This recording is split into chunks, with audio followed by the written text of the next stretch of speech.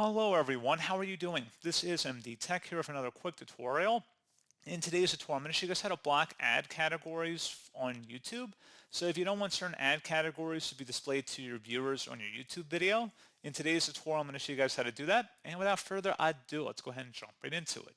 So all you have to do is navigate over to YouTube Studio and select the setting gear button. So now on the left side, you will select add categories and select the sensitive category section. So this used to be a section in Google AdSense. If you want to go back a little ways, now they've actually integrated it into YouTube. So you can actually go ahead and block certain categories that may be sensitive. You do not want it to be displayed on your channel. You would select the block button and then you would select save to save that. And that's all you'd have to do.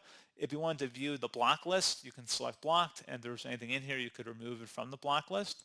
So pretty straightforward process on that, guys. And as always, thank you for watching. I do hope I was able to help you out, and I do look forward to catching you all in the next tutorial. Goodbye.